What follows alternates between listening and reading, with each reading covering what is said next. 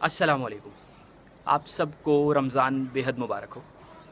بڑی بیشنگ چل رہی ہے مولانا طارق جمیل صاحب پر کہ مولانا صاحب نے ایسی دعا کروا دی اور اس میں سب کو جھوٹا قرار دے دیا. اصل میں بات یہ کہ مولانا ایک عام فہم کی بات کرتے ہوئے چل رہے تھے، جیسے کہ ہم سب دعا کرتے ہیں تو سٹارٹ لیتے ہیں کہ اللہ میں بڑا گنہگار ہوں اور تیری رہنمائی چاہتا ہوں، تو معاف کرنے خطاؤں کو معاف کرنے والا ہے. تو مولانا نے بھی ایسے ہی سٹارٹ کیا اور یہ کہا کہ ہم سب، مطلب انہوں نے ایڈیشن کرتے رہے اور کہتے رہے کہ ہم جھوٹے بھی ہیں، ہم مکار بھی ہیں، عیار بھی ہیں، رشوت خور بھی ہیں اور دھوکے باز بھی ہیں. اس طرح سے ہی ان جنرل مولانا طارق جمیل صاحب نے سٹارٹ لیا اور وہ بات کر رہے تھے.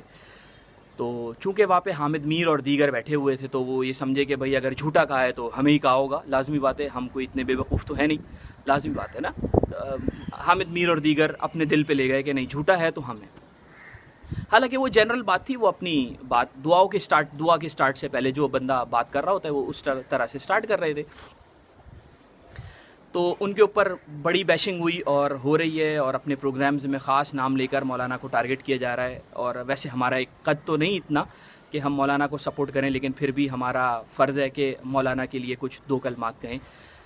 تو بات یہ ہے کہ اب جو کہ حالات ایسے ہیں کہ کل مولانا کو معافی مانگنی پڑی، مولانا طارق جمیل صاحب کو مالک صاحب کے پروگرام میں. اور وہ بڑا افسوس ہوا کہ اتنا بڑا قد مولانا کا، اور مولانا اتنی لوگوں کی ہدایت کا باعث بنے ہیں اور ان کو ایسے معافی مانگنی پڑی. اور ان کے خلاف ایک خاص ایک مستحکم کیمپین چلائی گئی ہے، خاص نا میڈیا اینکرز کی طرف سے، جو اپنے آپ کو واقعی میں جھوٹا سمجھ رہے ہیں شاید. تو بڑا افسوس کا مقام تھا کہ کل ان کو معافی مانگنی پڑ گئی. اور انہوں نے کہا میں کسی بھی بغیر آرگیومنٹ کے، کسی بھی دلیل کے بغیر میں اسٹریٹ معافی مانگتا ہوں. تو یہ بڑا افسوس سنا تو بڑا افسوس ہوا اس بات میں، اگر آپ دیکھیں تو.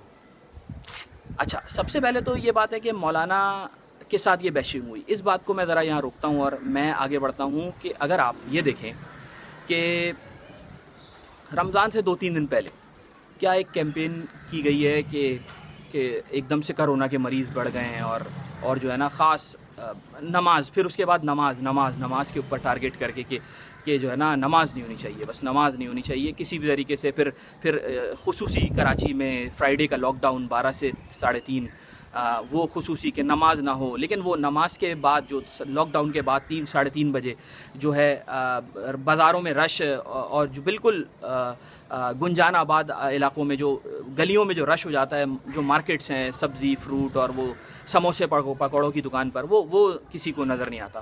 وہ 3 سے 6:30 وہ الاؤ ہے، لیکن نماز پہ خاص وہ کیے گیا.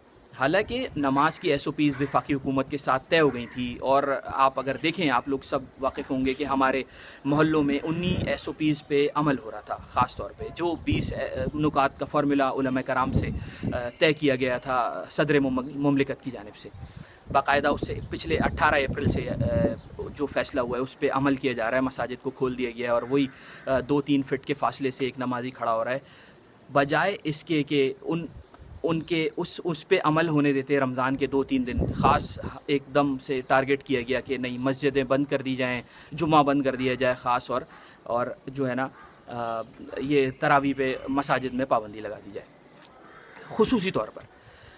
اچھا، اس کے بعد ایک اور چیز اگر آپ دیکھیں تو وزیر اعظم کی ٹیلی تھون 1-8 دن پہلے، اس میں خاص طور پہ جو تمام ہی اینکرز وہ اس نوعیت کے اینکرز تھے کہ جو خاص یہ عقیدہ رکھتے تھے کہ یہ نماز بند کی جائے کیونکہ نماز کرونا کی پھیلانے کا باعث بن رہی ہے. خصوصی طور پر یہ اینکرز سارے اسی خواہش کا اظہار کر رہے تھے اینکرز اس ٹیلی تھون میں. اگر آپ دیکھیں کوئی بھی ایسا نہیں تھا کہ جو کہے کہ نہیں، نماز کی اجازت ہونی چاہیے اور ہمیں نماز کے لیے جانا چاہیے.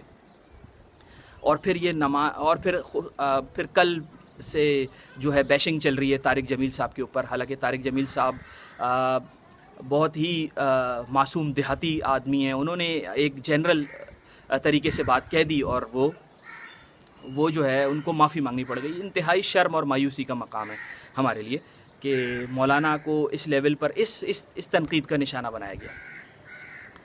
لیکن میں آخر میں یہ کہنا چاہتا ہوں کہ یہ ہمارے لیے بڑا افسوسناک ہے کہ مولانا کو معافی مانگنی پڑی.